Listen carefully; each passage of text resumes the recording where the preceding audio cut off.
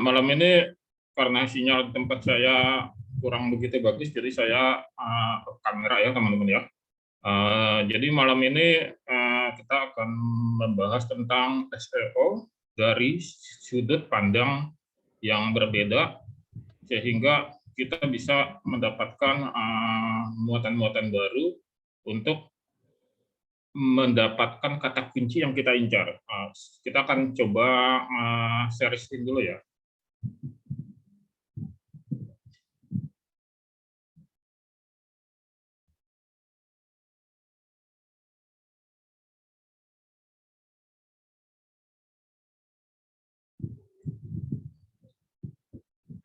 Di tempat teman-teman sudah terlihat ininya, layarnya.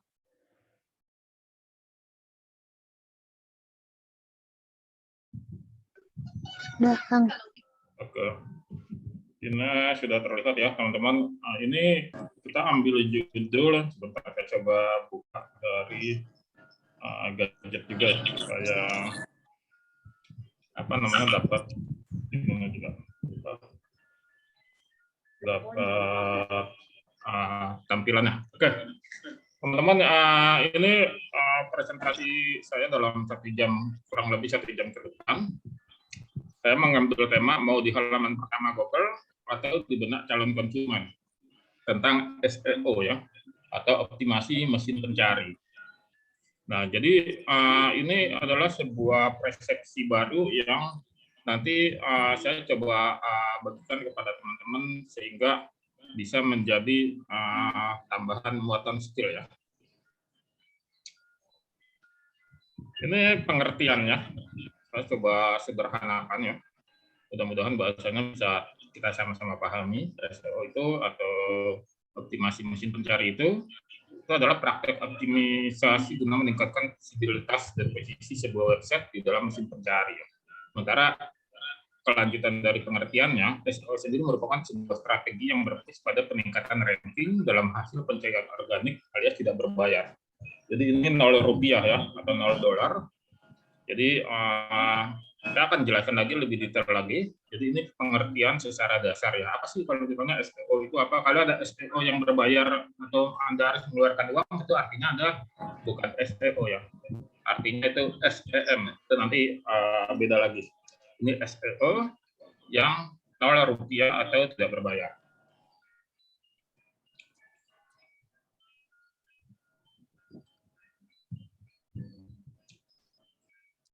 Nah, ini saya akan coba menganalogikan ya Google dan teman-temannya. Teman-teman si Google siapa aja? Di situ ada Bing dari Microsoft, ada Yandex ya dari buatan Cina, ada juga macam-macam ya mesin pencari itu seperti Yahoo, terus mesin pencari yang lain-lain ya. Tapi yang didominasi sama Google. Nah, Google ini, sebentar ya. Coba di sini dulu. Teman-teman.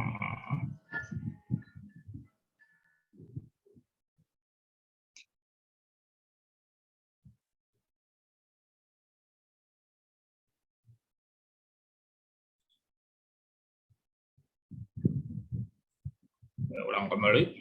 Jadi sebentar. Google itu adalah sebuah mesin penyimpan. Dia menyimpan semua apa saja yang kita input. Google dan teman-temannya ya, sama karena didominasi oleh Google, maka saya menyebutnya Google saja. Temannya ada Bing, ada Yandex, dan lain-lain. Nah, Google itu menyimpan informasi apa saja gitu. Informasinya itu bisa bersumber dari website pribadi, sosial media, map, website yang ketiga, dan marketplace. Ini saya ambil 5 kategori secara garis besar di mana Google itu akan menyimpan. Karena semakin banyaknya yang disimpan itu, dia akan memilah dalam folder-folder di dalam namanya itu algoritma. Dia akan memilah mana yang akan ditampilkan di urutan atas dan mana yang di urutan tengah dan urutan bawah. Nah, memilah-milahnya ini menggunakan kriteria yang ditentukan oleh Google sendiri atau mesin pencari sendiri. Mereka punya kriteria yang berbeda-beda satu sama lain ya. Tapi pada prinsipnya kita akan mempelajari nih gimana sih supaya kita bisa mendapatkan kriteria-kriteria tersebut sehingga apa yang kita incar bisa menjadi kenyataan di mesin pencari tersebut. Oke, lanjut. Nah, misalnya seperti ini. Ketika Anda menginput ya, misalnya menginput nama saya ya, nanti menginputnya itu macam-macam itu nanti jenis kualifikasinya. Misalnya input nama saya misalnya Kang Lintang ya, panggilan saya. Kan nama Kang Lintang itu bukan milik saya individu saja ya, tapi ada milik orang lain ya yang mungkin banyak ya, ratusan atau mungkin ribuan yang namanya Kang Lintang ya, atau namanya yang umum misalnya Pak Agus ya. Itu kan banyak, atau Pak Asep ya, bahkan ada forumnya Asep Sedunia gitu kan. Itu ketika disebutkan Kang Lintang gitu, katanya itu memang sudah spesifik kayak ini, tapi kita bisa menjadi milik kita gitu, mengidentifikasi ke personal kita, apakah personal itu individu atau personalnya itu dalam bentuk website atau dalam bentuk akun-akun lain, itu merujuknya pokoknya ke kita gitu. Jadi kita akan membuat sebuah cara supaya apa yang kita inginkan itu bisa tercapai. Nah, nanti di slide selanjutnya akan saya detailkan kembali. Nah, di sini akan ada dua pola ya, SEO on fact dan SEO off fact. Saya akan abaikan yang on fact karena di sini banyak teman-teman setelah saya banyak berkecimpung di SEO ini yang terlalu atau dalam tanda petik ya, terlalu lama atau terlalu lambat ketika dia berfokus kepada SEO on fact. SEO on fact itu adalah internal ya. Jadi Anda misalnya punya website, kita perkuat dia di websitenya itu, kita bikin konten yang bagus, kita bikin segala macamnya yang sesuai dengan kaidah SEO. Tapi kita lambat gitu. Kita akan lama gitu karena ininya gratis kan, butuh organik, jadinya dia lama muncul di atasnya gitu. Memang dalam suatu teorinya itu kita itu harus memposting dalam 1 tahun itu 300 postingan untuk satu atau beberapa kata kunci yang kita incar. Nah, artinya kan ini butuh continue ya kan. Nah, kita harus memperbaiki website kita atau akun-akun kita.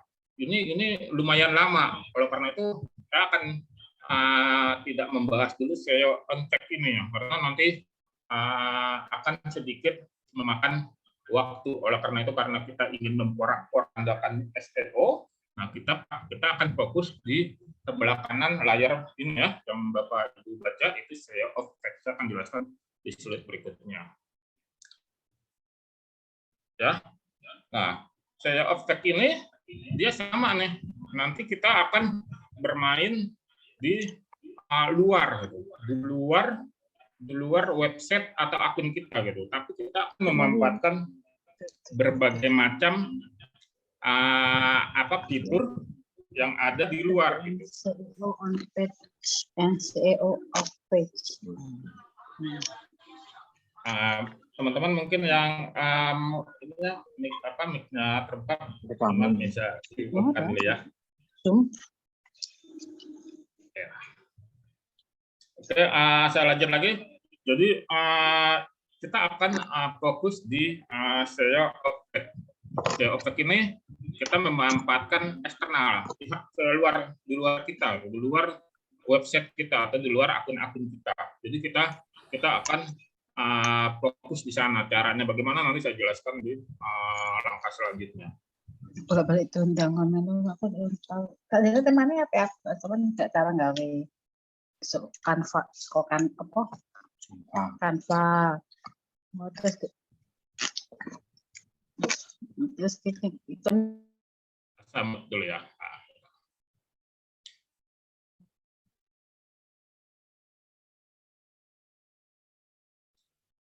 Oke, saya lanjut kembali. Nah, jadi SEO of fact ya, kita akan belajar SEO of fact. Sebelum masuk ke dalam langkah selanjutnya, saya akan fokus di ini ya, di mana di dua poin ya. Kalau Bapak Ibu baca itu di sini kata kunci generik dan kata kunci merek. Nanti kita akan mengarahkan kata-kata kunci generik ini dari eksternal ke call to action-nya yang 5 ini ya. Chat pribadi Anda, akun sosmednya, map, pihak ketiga, dan seterusnya. Ini sebentar saya off-kan kembali ya, masih ada yang kebuka mikrofonnya.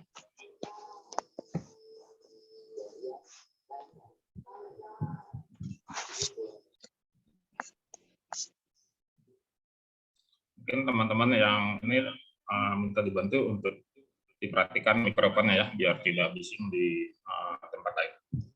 Oke, saya lanjut lagi. Nah, ini kita akan fokus di kata kunci generik, kata kunci merek, tapi kita akan pakai pihak luar ya, supaya dia mengarah ke website pribadi kita, kalau itu action ke akun sosmed pilihan, map, website pihak ketiga yang nanti yang kita manfaatkan juga, dan akun marketplace.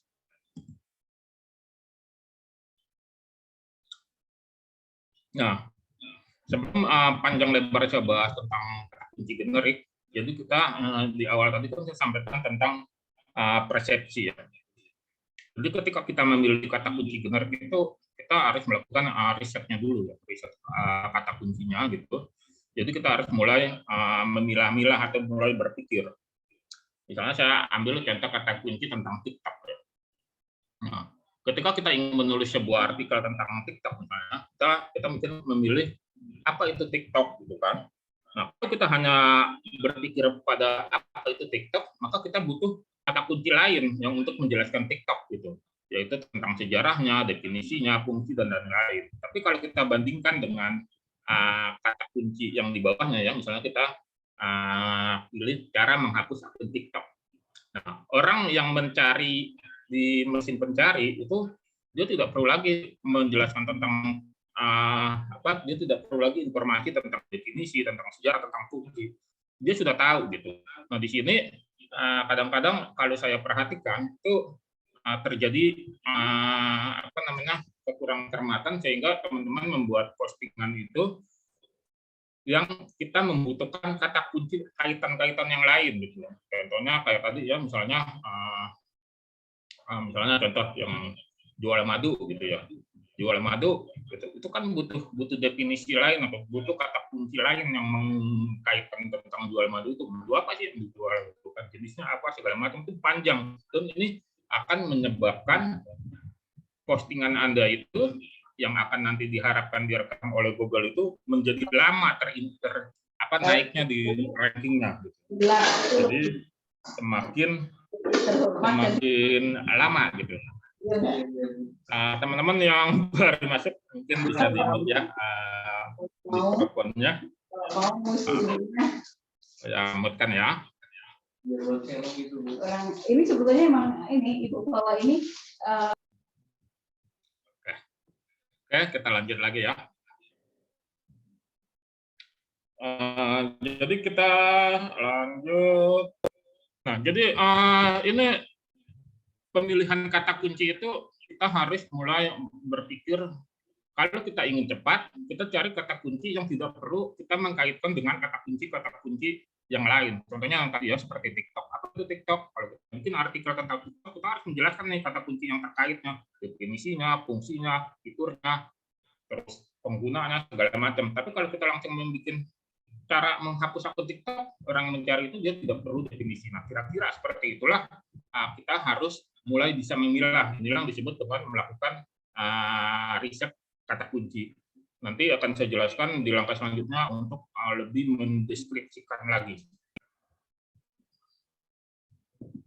Nah, ini karena kita butuh kata kunci, meriset kata kunci ini sih, saya menyarankannya itu kita butuh alat bantu ya, alat bantu tool. Nah, tool ini macam-macam, banyak banget kayak Google Keyword Planner, Semrush, macam-macam lah ya. Itu nanti teman-teman bisa mulai belajar dengan cara mendaftarkan dirinya. Tutorialnya banyak sekali ya, di YouTube, di Google, tentang cara meriset kata kunci tersebut. Dan kalau memang nanti teman-teman serius banget untuk mendalami SEO ini, itu tidak ada salahnya membeli keyword yang atau alat bantu ini yang berbayar gitu. Harganya nggak mahal-mahal ya. Kayak saya misalnya saya langganan Semrush misalnya. Ini sebulannya 90.000, tapi saya akan mendapatkan semua fitur-fitur di mana saya bisa menganalisa sebuah kata kunci. Nah, ini nanti di slide selanjutnya akan saya jelaskan penggunaan tool tersebut ya. Nah, jadi pada saat kita memposting artikel, jadi kan tadi logikanya adalah Google itu adalah tempat menyimpan ribuan data, jutaan data. Nah, untuk menyimpan ribuan data atau jutaan data ini tidak bisa sembarangan gitu. Jadi Anda harus memahami kaidah-kaidah supaya Google itu bisa mengindeks. Di indeks Google pun kita harus bersaing gitu, bersaing supaya kita ada di urutan atas. Nah, postingan yang kita kirimkan ke Google ini atau informasi yang kita kirimkan ke Google ini itu harus bisa berbagai macam informasi. Di situ ada yang berbentuk artikel, ada yang berbentuk video, ada yang berbentuk suara, ada yang berbentuk gambar. Nah, kita coba dulu yang kita memberikan informasi kepada Google itu yang bersifat artikel. Nah, artikel itu harus memiliki struktur artikel dan menggunakan heading atau judul. Jadi kan si Google ini kan dia adalah mesin. Di dalam mesin itu ada namanya robot. Robot itu melakukan perayapan. Perayapan itu artinya dia membaca inputan yang kita kirim.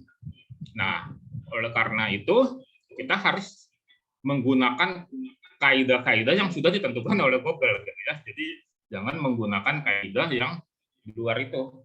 Bisa sih kita input ke sana tapi tidak diindeks sama Google, ataupun kalaupun diindeks itu ada di halaman sekian ratus orang gitu. Sekian ratus halaman maksudnya. Nah, kalau orang itu mencari Google itu kan dia mencari di halaman atas ya. Halaman pertama nomor 1 sampai nomor 10 gitu biasanya yang mereka cari gitu ya. Nah, jadi artikel-artikel itu pertama dia harus nanti saya kasih lihat contohnya ya, harus ada pembukanya seperti apa, isinya seperti apa, penutupnya seperti apa. Lalu selanjutnya dia harus memakai judul ya.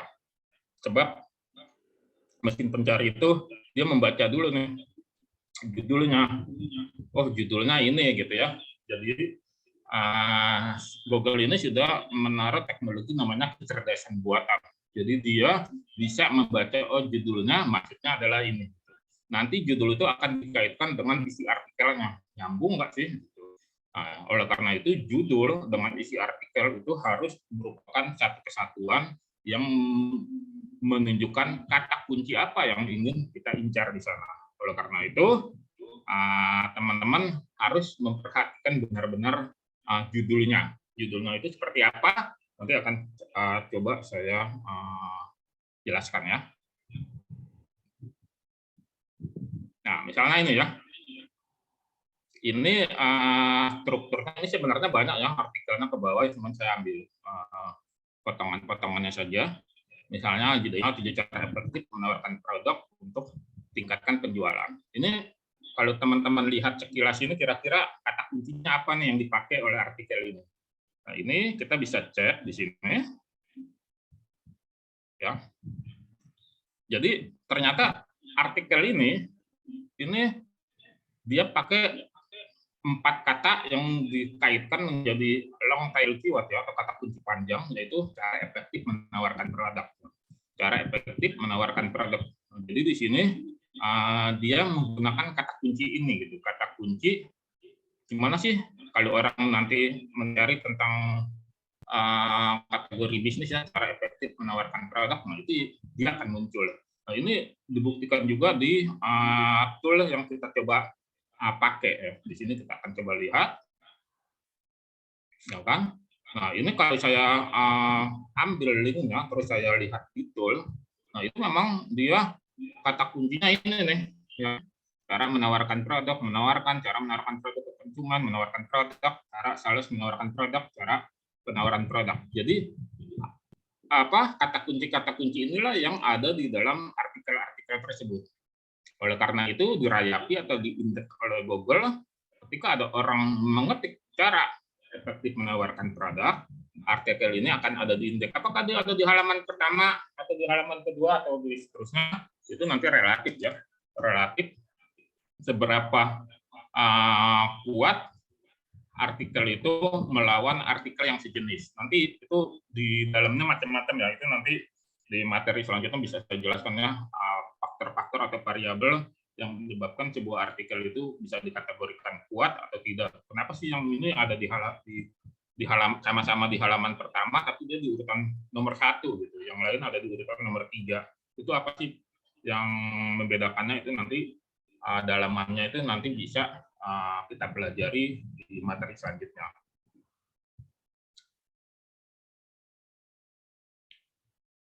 Nah, kalau tadi tadi saya sempat menyinggung apa itu long tail keyword. Tail keyword itu artinya adalah kata kunci yang pendek dan kata kunci yang panjang. Contohnya ini ya, misalnya blog. Saya ambil contoh pakai tool KW Finder ini, misalnya blog.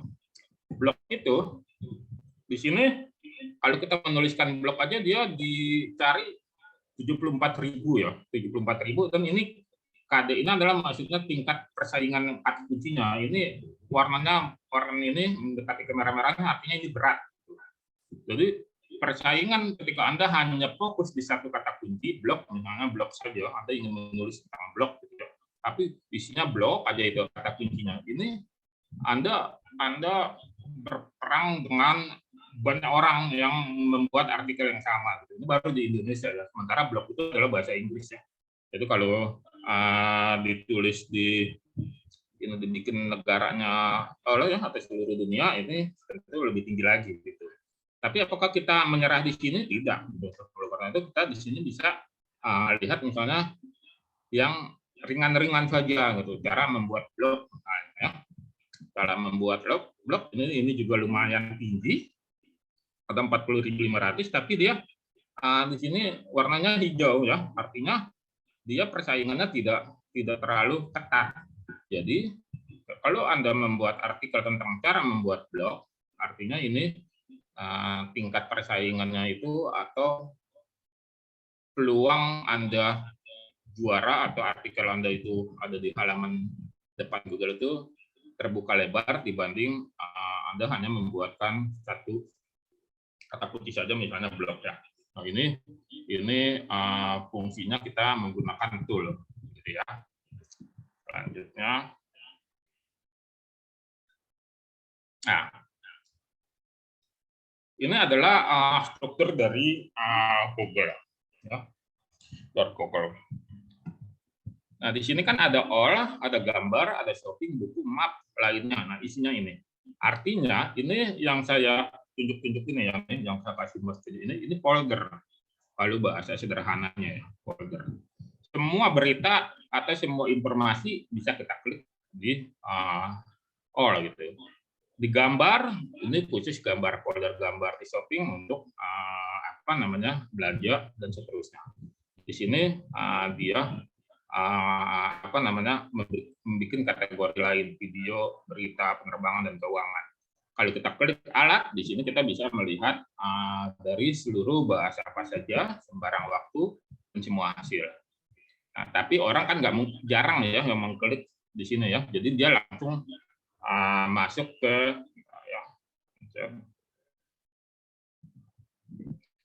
sini ya. Nah, oleh karena itu tadi kan di awal itu saya bilang kita akan fokus di ini ya, kata kuncinya itu juga ada di marketplace, juga ada di mana tadi itu, di map ya. Jadi kita abaikan yang buku, kita abaikan yang penerbangan, keuangan. Kalau berita sih nanti kalau teman-teman punya website Google itu kan ada Google News ya, itu bahkan banyak berita-berita yang hoax ya, tapi mereka muncul di halaman ini ya. Kalau di Android itu digeser ke kanan itu kan muncul tuh ya, itu Google News ya, fitur baru. Tapi kita fokus di sini aja dulu ya, di all-nya, di gambarnya, di shopping, sama di map, ya.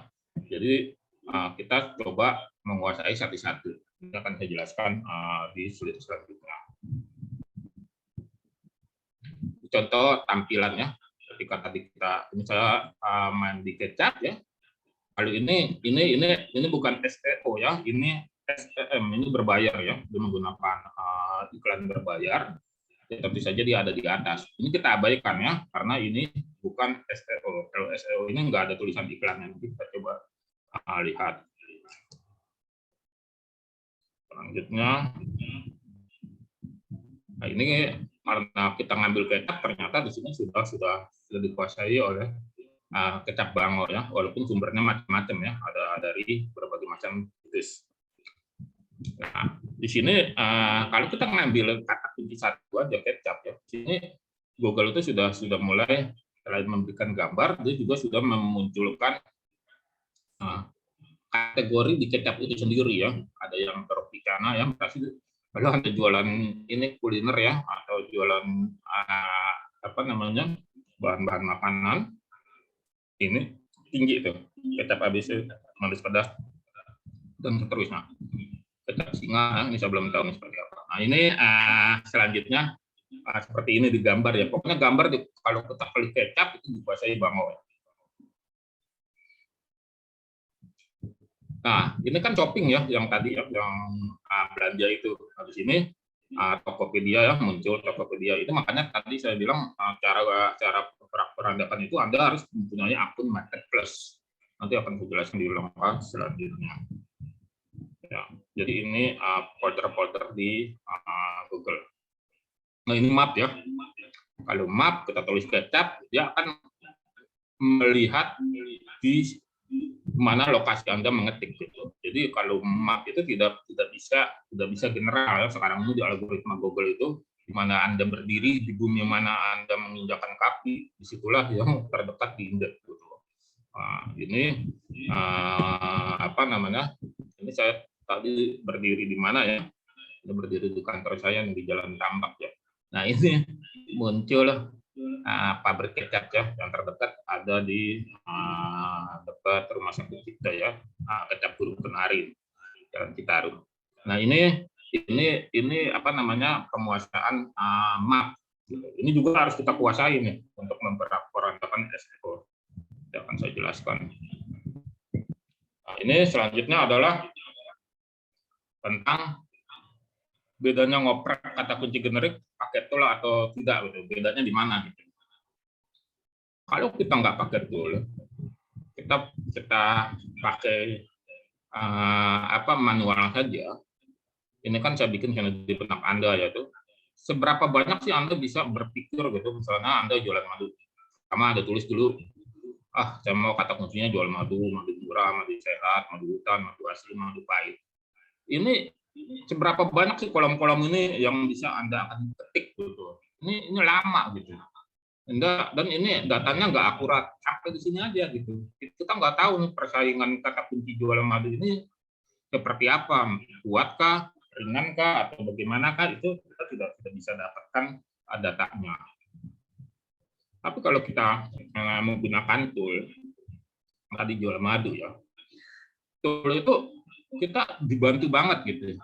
Variasi jual madu itu ini macam-macam gitu. Madu ya, ini di sini manfaat madu, madu TJ, donat madu, dan di sini kalau kita klik lagi ada 79.228 kata kunci yang variasinya tentang madu, atau kata kuncinya yang berbentuk pertanyaan gitu ya. Karena tadi madu ya, ini masuk juga apa itu bulan madu, apa arti bulan madu dan seterusnya ya. Terus ini apa manfaat madu untuk wajah. Tapi di sini kita bisa mengklik ada 1.192 kata kunci yang sama gitu. Terus kata kunci yang relevan ya, madu adalah apa itu madu. Nah, ini sangat membantu sekali gitu. Dan di sini dilengkapi dengan persaingannya. Di sini teman-teman bisa lihat warna-warnanya, oranye sampai yang hijau ya. Ternyata kalau yang hijau-hijau itu ringan gitu. Kalau yang kuning dan oranye itu mulai berat. Di sini juga kita bisa melihat analisanya ya. Oh ternyata tentang madu itu peringkat 1 sampai 10 itu ini loh sumber-sumber artikelnya gitu loh, sumber-sumber artikel di mana banyak dikunjungi sama orang gitu ya. Di sini kalau kita lihat trafiknya itu, ini kita bisa baca gitu. Oh ternyata Halo Dokter, kalau Wikipedia ya abaikan loh ya, ini kan memang sudah kuat banget ya. Nah ini apa namanya tinggi gitu. Nah artinya kita bisa menjadikan artikel-artikel yang ditulis oleh Halo Dokter itu sebagai referensi bagaimana kita membuat postingan tentang madu. Kita tinggal klik aja, ini kan ada linknya ya, tinggal klik, oh dia nulisnya seperti apa sih berita tentang madu itu sehingga Google itu menaruh dia di halaman depan. Ini kalau pakai tool, tapi kalau nggak pakai tool Anda di sini terus nih berkutat di sini terus nggak punya matrik atau angka-angka untuk mengukur kata kunci yang akan Anda buat gitu. Akibatnya apa? Sampai kapanpun dalam tanda petik ya, sampai kapanpun kita nggak tahu apakah kita bisa memenangkan persaingan di mesin pencari. Nah, jadi maka akan kenalan dulu, mengenalkan Anda tentang dengan DA, DPA atau Domain Authority dan Tag Authority. Jadi ini kan kita tadi saya sampaikan bahwa ini SEO off, bukan on ya. Jadi off itu artinya di luar gitu. Di luar itu kita pengen kita membuat artikel-artikel itu bukan di tempat kita gitu, tapi di tempat orang lain. Oleh karena itu kita butuh data yang disebut kalau di dunia SEO itu DA dan PA, ada Domain Authority. Jadi semakin tinggi domain authority-nya atau tag authority-nya itu semakin bagus gitu rankingnya. Ini sudah berdasarkan kajian dan penelitian ya. Jadi tidak sembarangan juga kita bikin artikel. Jadi kita bikin artikel, kita bikin artikel di mana di tempat orang lain gitu, ada di pihak ketiga yang lain. Ternyata DAPA-nya rendah gitu. Ya sama juga bohong tuh, nggak naik. Gitu. Ininya apa postingan Anda gitu. Nah ini nggak akan muncul. Ini pengertiannya saja ya tentang DAPA. Nah, ini cara kita memahami tentang apa namanya atau matrik atau variabel untuk mengukur di mana sih kita bisa mendapatkan situs-situs yang bisa menyediakan ini apa namanya menyediakan tempat untuk kita bisa mempostingkan artikel di luar website kita. Ini contohnya seperti ini ya. Banyak sih yang Anda bisa cari di Google.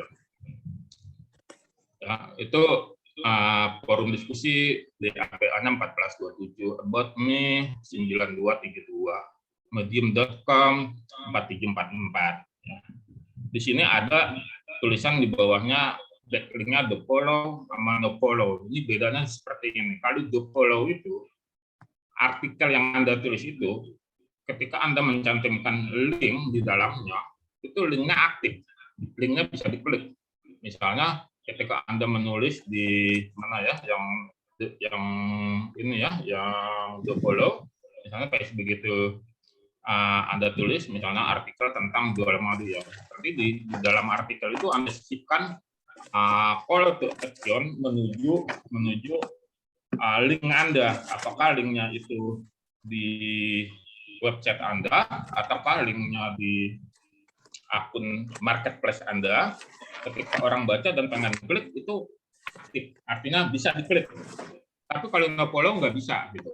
Kalau no follow itu nggak bisa diklik.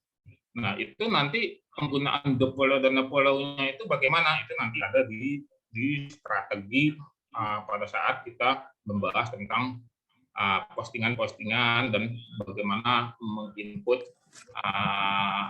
postingan-postingan setiap hari, apakah harus di banyak tempat yang the follow-nya atau no follow-nya, itu nanti bagian dari taktiknya ya. Jadi teman-teman bisa memperhatikan yang saat ini Anda pahami adalah yang saat ini ingin Anda bisa pahami perbedaan antara di follow dengan no follow. Ini banyak lah itu ya situs-situsnya ya, situs-situs terhadap artikel-artikel yang mudah untuk Anda gunakan. Untuk latihan saya menyarankan Anda di Kompasiana, kompasiana.com. Anda bisa buat di sana, tapi di sana memang no follow gitu. Tapi Anda sudah bisa buat artikelnya. Gitu. Nah, ketika Anda sudah membuat artikelnya ini, lalu bagaimana sih supaya artikelnya itu bagus? Artikelnya bagus itu pertama itu kita harus mengikuti dengan yang namanya kaidah SEO. Kaidahnya apa aja sih kaidah SEO itu? Pertama, inputan yang harus Anda kirimkan ke dalam Google itu minimal dia adalah 300 kata. Jadi dia harus 300 kata. Di bawah 300 kata dia tidak bisa diterima ya dalam tanda petik oleh kategori-kategori atau persyaratan-persyaratan yang nanti bisa di input oleh Google. Jadi minimal ada 300 kata.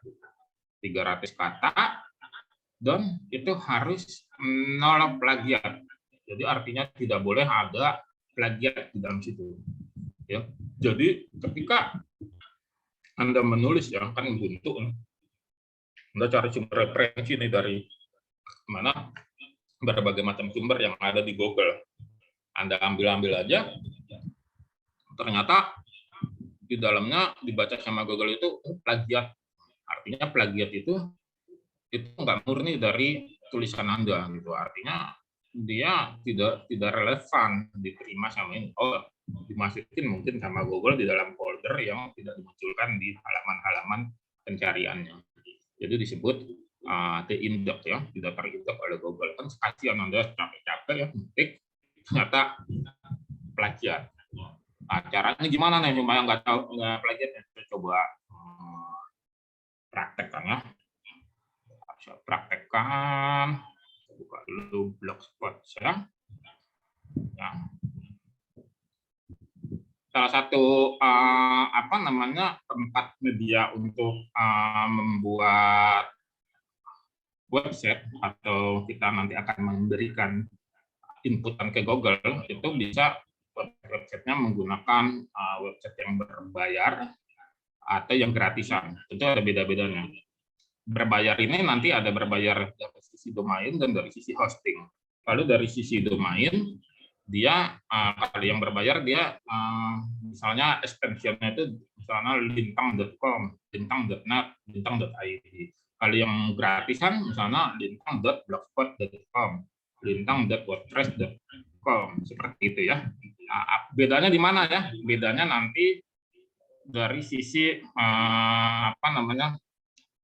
sisi fiturnya dan dari sisi dari sisi tingkat kalau dalam tanda petik ya kegengsiannya ya, berbayar dan gretongan kan berbeda gitu. Itu dari sisi domain dan juga ada dari sisi hosting. Hostingnya itu ada yang berbayar, ada yang gratisan. Biasanya kalau menggunakan WordPress ada yang coding itu dia menggunakan hosting yang berbayar. Tapi kalau yang menggunakan yang gratisan kita bisa juga pakai Blogspot di mana domainnya bisa di custom menjadi domain berbayar. Contoh saya punya ya. Kayak itu punya domain. Ini saya copy dulu ya. Copy dulu.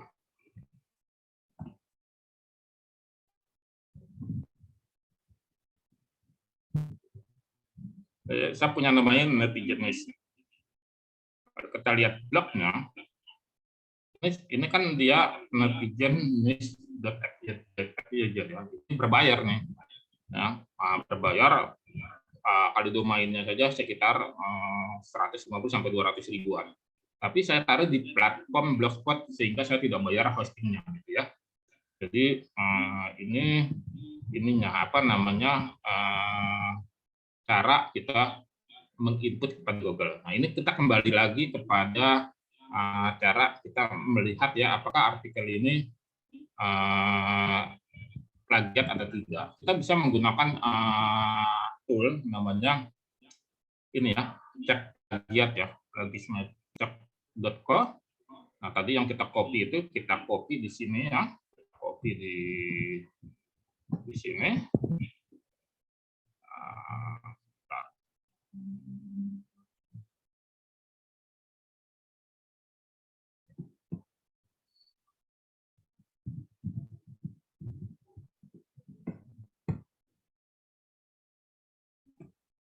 Ya, tadi yang tulisan saya tadi di netizen news ini saya copy di sini. Terus kita cek ini plagiat nggak ya, saya bukan robot. Cek di sini.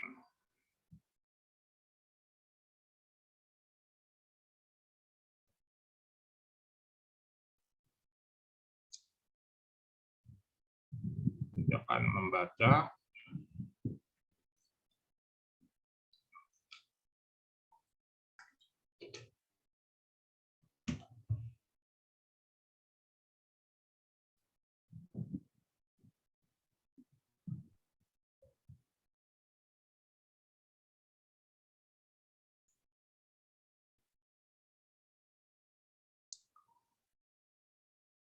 Kita tunggu ya. Dia baca. Artinya kalau dia 0% itu murni tulisan saya gitu. Jadi sumber tulisan ini pertama kali ditulis oleh saya gitu. Atau oleh Anda. Tapi kalau ada 1% aja itu berarti ada inputan dari pihak luar yang mempengaruhi tulisan Anda. Kalau di di tulisan kampus ya itu nanti ada catatan kakinya. Tapi kalau di dunia per STUan ini tidak ada. Nah, artinya saya lolos ya. 0% plagiat, 100% unik. Nah, unik-unik nih. Disebut unik ini karena di tempat lain nggak ditemukan kata-kata seperti ini atau kalimat-kalimat seperti ini.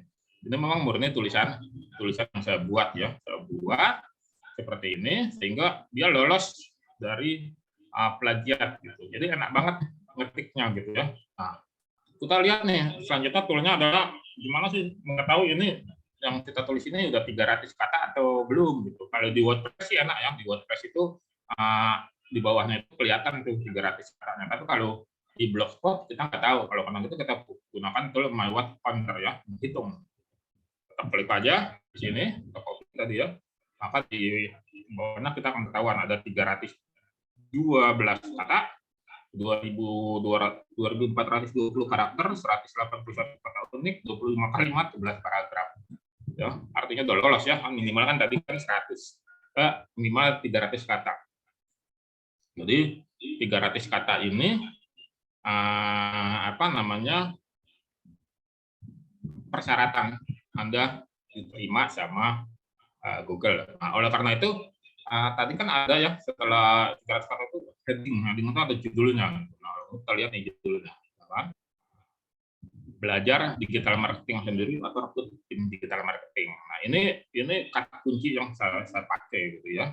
Oleh karena itu di inputannya ini sih kemarin nih waktu saya diminta sama kantor untuk ini ya pelatihan. Nah, ini saya coba di sini membuatnya. Nah, ini sertifikasi digital marketing, lembaga sertifikasi profesi dan seterusnya. Jadi ketika kita membuat artikel supaya di-input sama Google atau mesin pencari yang lain, catatannya adalah perhatikan teman-teman dia nolak plagiat ya, tidak ada plagiat. Itu kalau kita buat di website kita sendiri. Nah, judulnya kan kita pengen buat di tempat lain. Ya sama juga di tempat lain jangan ada plagiatnya juga gitu ya. Nah, seperti ini ya. Di tempat lain jangan ada plagiatnya juga sehingga Google itu akan mencatat bahwa Anda adalah orang pertama atau sumber menulis artikel yang ada di dalam inputan tersebut. Gitu. Oh, Kang, saya nggak punya atau lagi untuk nih pas dicek banyak banget plagiatnya gitu. Ini gimana? Sebenarnya ada tool yang kita bisa mengotak-atik kalimat-kalimat itu sehingga kita mempunyai sinonim atau persamaan kata ya tadinya. Misalnya persamaan kata dicari oleh mesin sehingga artikel itu dibaca sama Google bukan plagiat gitu. Misalnya sumbernya dari punya saya, cuman Anda gunakan tool yang memunculkan sinonim-sinonim atau persamaan kata. Tapi kalau dibaca sama manusia itu nggak enak gitu ya, kayak baca apa gitu ini kok nggak ada ruhnya gitu ya, nggak ada jiwanya gitu. Jadi itu sih sebenarnya cara-cara aja ya, tapi kalau teman-teman pengennya seperti itu juga sah-sah saja. Tapi kalau saya pribadi saya lebih suka menulisnya sendiri, menulis baru dicek di tool-tool tadi. Ini saya kembali dulu ke slide selanjutnya ya, di sini supaya tidak hilang dari inti pembahasan kita malam ini.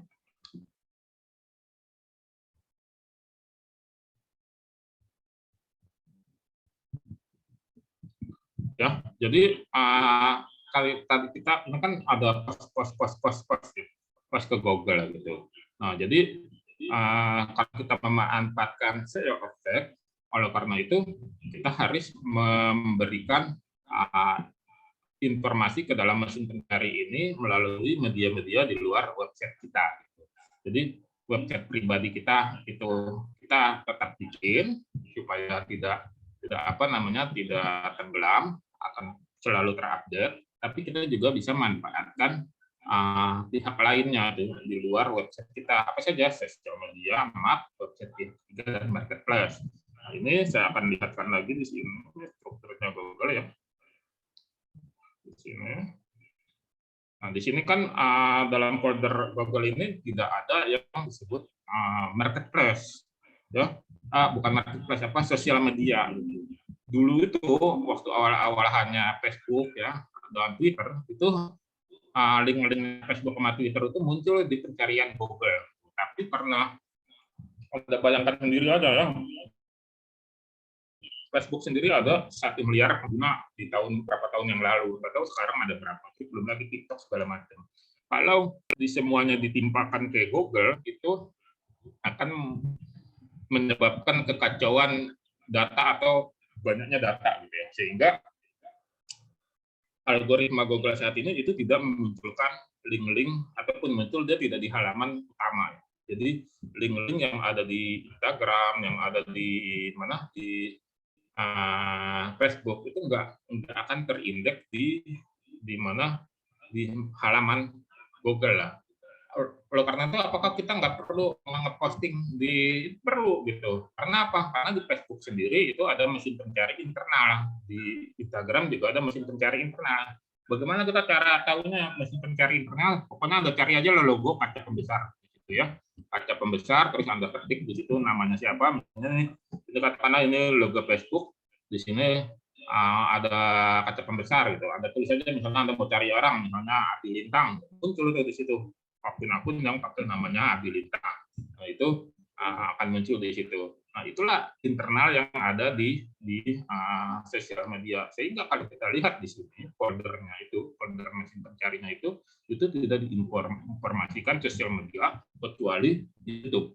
Karena YouTube itu punyanya Google. Di sini ada video ya. Di sini udah dibikin sendiri foldernya, folder video namanya. Jadi teman-teman tetap memanfaatkan sosial media, tapi nanti praktik dan penggunaannya sedikit berbeda. Itu ketika kita nanti membahas satu persatu sosial media, karena supaya Anda menang di Facebook, di Twitter, di Instagram, di TikTok dan seterusnya. Itu nanti berbeda ya terapannya. Itu supaya teman-teman tidak salah langkah ya. Tapi di mana di sini ada shopping ya, sesuai dengan slide saya yang di awal-awal itu marketplace. Oleh karena itu penting banget ya untuk teman-teman untuk membuat juga akun-akun marketplace jika Anda ingin menguasai kata kunci yang Anda incar. Tentunya dengan catatan ketika kata kunci ini terkait terhadap produk dan jasa. Ya, kalau di luar produk dan jasa ya nggak mungkin ya dibuat di marketplace gitu ya. Marketplace-nya ini nanti macam-macam ya, ada marketplace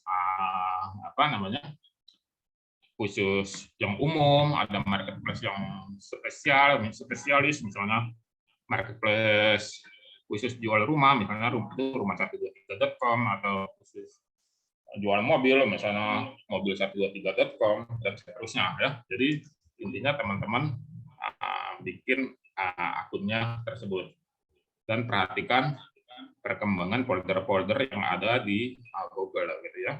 Nah, seperti ini. Terus selanjutnya adalah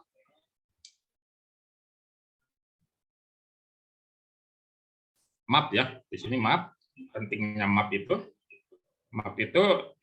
kembalikan di sini. Bentar. Map ini nanti akan terasa manfaatnya kalau Anda punya banyak cabang, gitu ya. Misalnya tim Anda ada di Surabaya, ada di mana, di Jakarta, ada di BSD, di mana-mana. Pokoknya ada tim Anda gitu. Pokoknya misalnya nggak harus di seluruh Indonesia ya, di mana tim Anda ada di sana, maka buatlah map. Gitu. Mapnya apa? Mapnya itu bikin dua dalam ininya kata kunci generik dan kata kunci merek. Jadi ketika misalnya misalnya Anda punya jasa konstruksi di ruang, nah oleh karena itu kan kata kunci generik kan, nah, oleh karena itu Anda cari misalnya atau bikin map yang tulisannya jasa konstruksi, atau setelah itu Anda bikin nama perusahaan Anda di map tersebut. Ini untuk mengunci ketika ada orang yang berada di dalam radius pencarian di map itu bisa membaca tempat Anda gitu ya. Jadi ini menguasai kata kuncinya ada di sana. Apalagi kalau Anda punya cabang di seluruh provinsi itu, kuasai semuanya kata kuncinya. Apakah harus perusahaan besar? Enggak gitu lah. Kalau misalnya Anda punya tim reseller ya, tim resellernya di mana-mana ya, ada yang di Aceh, ada yang di Papua, ada yang di Kalimantan, ya minta tim resellernya untuk membuat map sesuai dengan merek yang Anda pasarkan. Misalnya jualan baju atau jualan apa, pokoknya buat map di sana. Jadi kuasai peta ya, karena nanti ini berguna kepada konsumen-konsumen yang sudah mengenal merek Anda ya, tidak perlu jauh-jauh lagi mencari tempatnya. Ini yang kita bisa memporak-porandakan SEO. Karena SEO ini atau Google ini sekarang sudah mainnya ke masing-masing teritori gitu ya, dia tidak general. Kalau itu dibuat perbedaannya gitu. Atau kalau misalnya Anda buka browser dan jarang dibersihkan atau clear datanya ya, misalnya sudah keseringan misalnya ngetik portal ini ya atau situs ini, ya secara otomatis situs itu akan selalu ada di halaman pencarian Google Anda. Dia direkam aktivitas atau kegiatan Anda sehari-hari direkam. Ini contohnya ya. Jadi Anda teman-teman, saya kembali lagi ke depan itu. Ya, jadi memanfaatkan SEO effect dari pihak ketiga tadi ya, yang di DAPA, domain authority dan fact authority, Anda bisa nulis contohnya seperti di medium.com atau Kompasiana atau forum.detik. Nah, itu bisa buat, atau kalau dulu itu Kaskus ya, itu bisa Anda buat juga dan dibuat marketplace. Jadi mengarah semuanya kepada call to action-nya, di mana Anda bisa menaruh tempat orang berkunjung nanti. Tapi pahami kaidah mengirimkan postingannya gitu ya. Tadi saya masih menjelaskan tentang artikel. Nah, ini ada pertanyaan, coba saya baca dulu dari Pak Imam. Gimana caranya cek logo yang kita buat atau kita cari itu milik brand tertentu? Bisa enggak ya? Khawatir udah buat logo ternyata logonya sama dengan brand lain. Jadi begini, kita coba buka ya. Klik Google.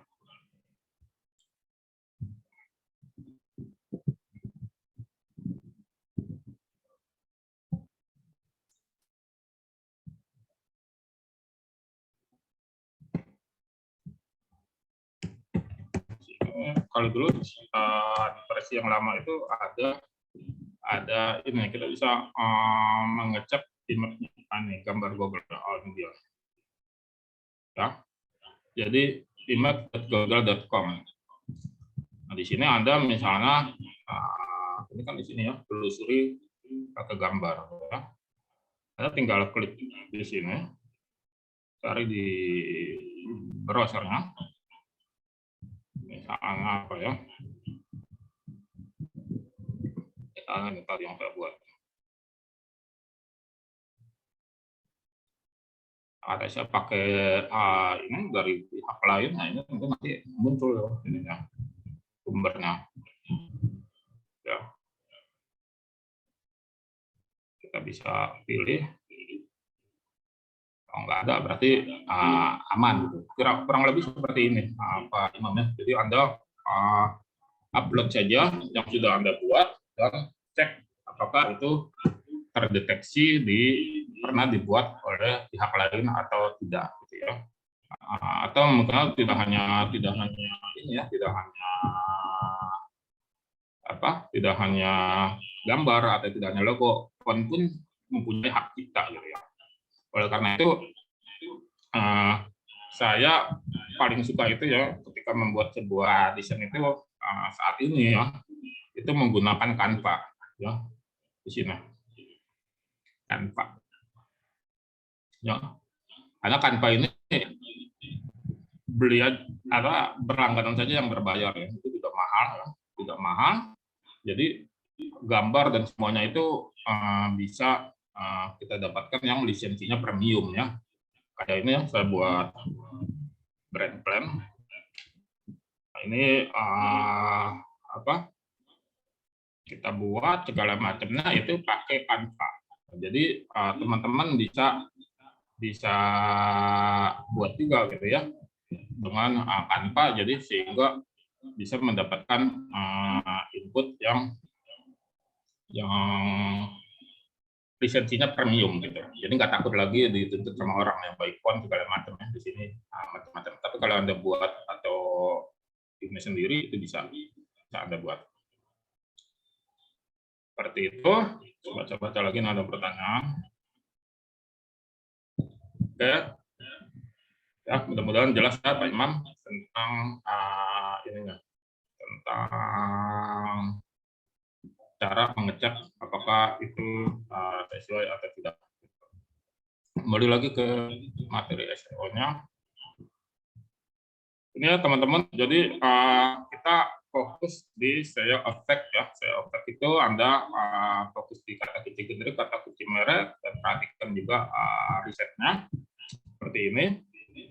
Lalu mulai menggunakan tool-tool pembantunya ya. Yang alat bantu ini Semrush ada yang versi gratisnya, ada juga yang versi berbayar. Teman-teman bisa pakai dan juga perhatikan cara penulisannya, struktur dan seterusnya, gitu ya. Oke, ini materi kita malam ini ya, tentang SEO effect. Kalau ada yang ingin ditanyakan boleh di kolom chat atau boleh di buka mic-nya, silakan ya. Jadi teman-teman bisa bertanya karena materinya 1 jam ini udah lewat. Oh, sebentar 1 menit lagi selesai 1 jam. Oke, silakan kalau ada yang mau bertanya ini untuk materi ini. Artinya Anda bisa menggunakan pihak eksternal. Kata kunci itu apakah harus yang berdarah-darah, yang berat? Yang berat nggak apa-apa gitu ya. Saya juga suka pakai kata kunci yang berat-berat gitu ya. Artinya berat-berat itu pasarnya bagus ya, atau banyak orang yang bermain di sana gitu. Tinggal bagaimana kontinunya Anda membuat. Nah, terus apakah harus 1 kali aja tuh bikin artikelnya ya? Tidak, yang artikelnya itu harus berulang kali Anda buat ya, ketika Anda menguasai kata kunci yang ingin Anda kuasai. Ya, kali 1 kali doang kan itu direkamnya sekali gitu ya, itu lama. Oleh karena itu ada dalam suatu teorinya bahwa ketika kita ingin menguasai satu kata kunci, apakah itu long tail keyword atau kata kunci pendek, itu minimal 300 postingan dalam setahun. Artinya sehari lah buat satu postingan, kan dalam satu tahun ada 365 hari ya. Jadi sehari Anda buat postingan-postingan yang menginput kata kuncinya tersebut.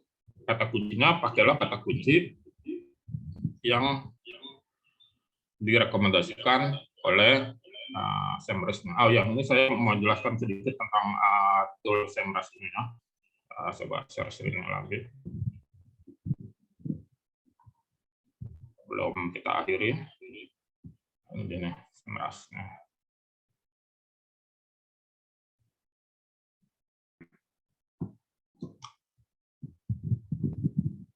Kalau saya ketik madu ya, volume madu itu di Indonesia saja dengan orang mencari di versi desktop. Nanti Anda bisa klik ya desktop dan mobile di tanggal 11 Oktober ya, Anda bisa cari tanggalnya.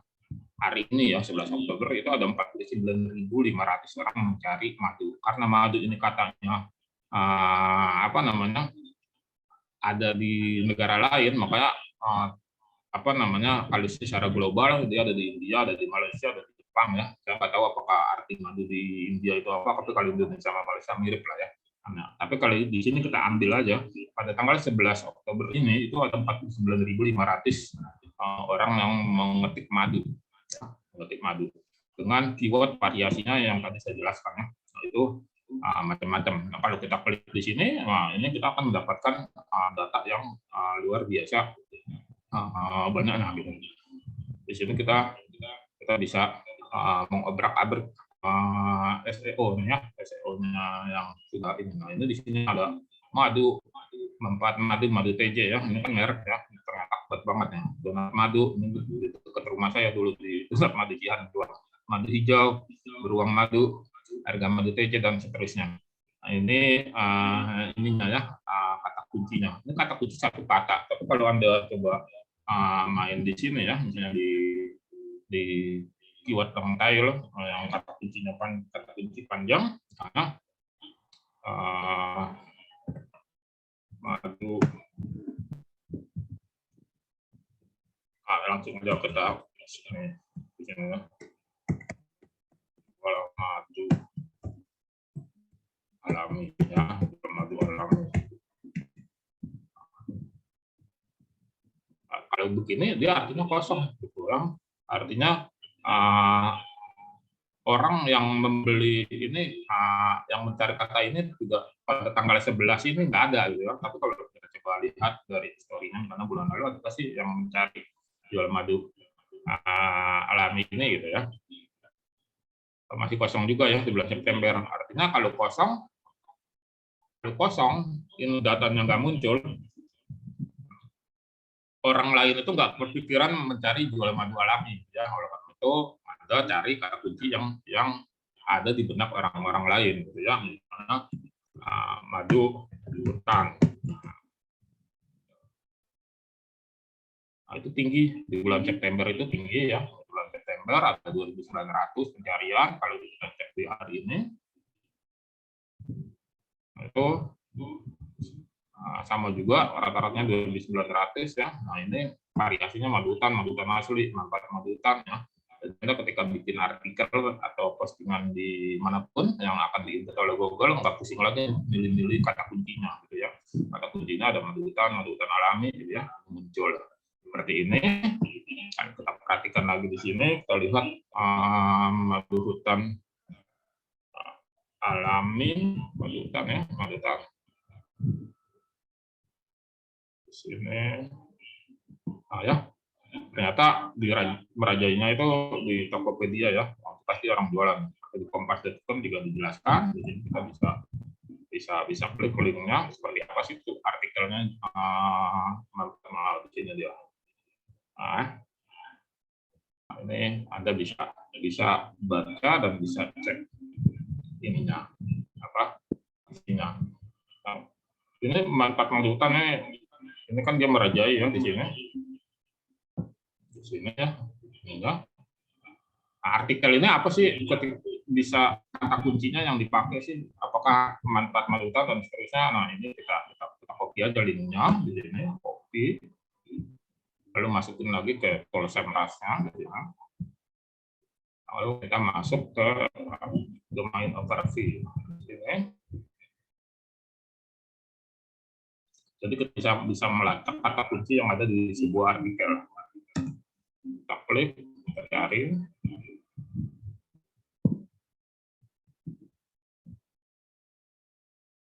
Nah, ini tuh artikel si Kompas ini. Nah, ini dia kata kuncinya. Nah, ini ada kata kunci di sini. Jadi artikel kompetitor atau postingan orang lain, postingan kompetitor bisa kita lacak kata kuncinya, gitu ya. Seperti ini. Nah, ya. Ini pentingnya Anda punya tool yang berbayar ya untuk menguatkan postingan Anda sehingga Anda bisa memperak-perakan SEO. Oke, teman-teman, seperti itu materi malam ini. Kalau ada yang ingin ditanyakan bisa via chat. Kalau tidak ada nanti bisa kita akhiri. Ini ada namanya Pak Imam, SEMrush itu berapa harganya? Ya.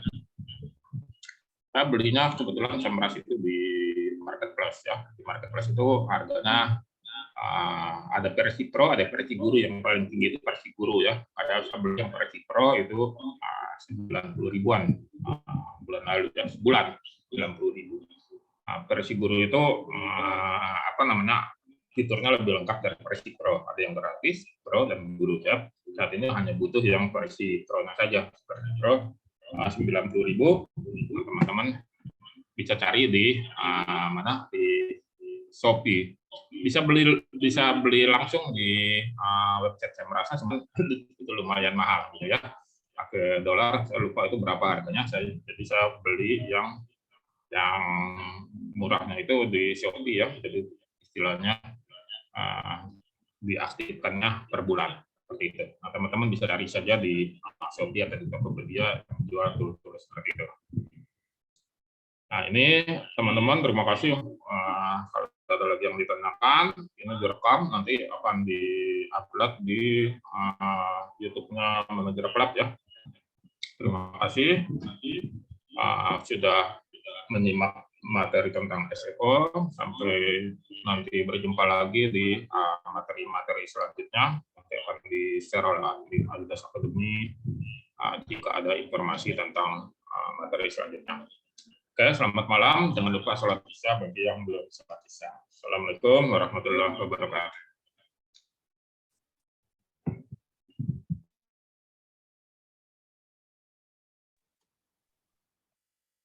Ya, izin akan ya.